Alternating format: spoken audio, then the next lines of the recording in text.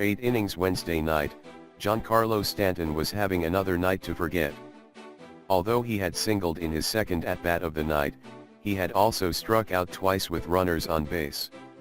The second time it happened, with a runner on first and the Yankees trailing the Seattle Mariners by 5-3 in the 7th inning, the Yankee Stadium crowd reacted more with indifference than vitriol, almost as if the result had been expected.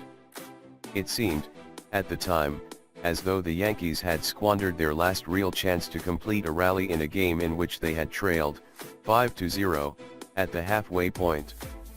But then came a game-tying, 2-run homer by Gary Sanchez in the bottom of the 8th, and an inning later Stanton found himself once again in a position to make exactly the type of play the Yankees had envisioned him making when they acquired him this offseason.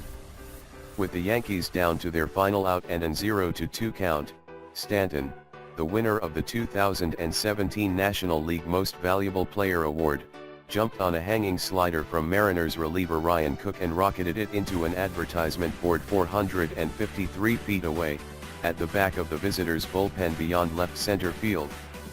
"That ball was absolutely scalded," Yankees manager Aaron Boone said. It was Stanton's first walk-off home run as a Yankee, and his first since 2014.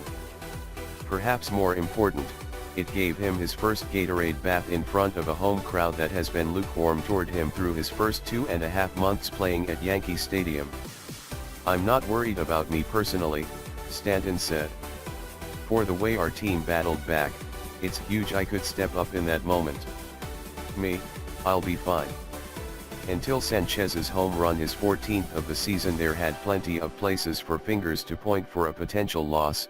At starting pitcher Jonathan Loaisiga, whose second big league start was decidedly less impressive than his first, at Chasen Shreve, who failed to accomplish his one mission, to retire left-handed hitting D. Gordon, instead yielding a 2-run single in the 4th, and at Boone himself, who pulled Loaisiga after just 84 pitches, and immediately following an impressive strikeout of Mike Zunino, to replace him with Shreve.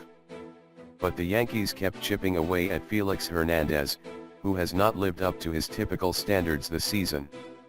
The Yankees scored twice in the 5th on a 2-run single by Aaron Judge. One of the runs was unearned, when Seattle left fielder Denard Span allowed the ball to scoot under his glove, and another in the 7th on a sacrifice fly by Didi Gregorius just before Stanton's second strikeout. There was little reason to believe that Stanton, who came into the game batting just .213 at home with a .699 on-base plus slugging percentage, and .217 with a .687 OPS against right-handed pitchers, would fare better against Cook, a right-hander who had struck out 13 batters in 8 2/3 innings. But from the moment he made contact, there was no doubt about where the ball would land, or how the game would end. "When Giancarlo hits that ball, you start celebrating at home plate," Boone said. "You just know it's going to hit something hard beyond the center field fence." Inside pitch. Hal Steinbrenner, the Yankees' principal owner, issued a statement regarding the death on Monday of Billy Connors, a 3-time Yankees pitching coach from 1989 to 2000 and the man credited with helping Mariano Rivera and Andy Pettitte develop their cutters. The Yankees organization mourns the passing of Billy Connors, who was a close and trusted friend of my family for many years.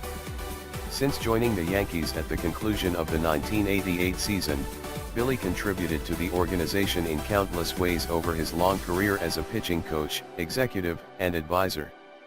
On behalf of the Yankees and the Steinbrenner family, I extend our deepest condolences to Billy's family, friends, and loved ones.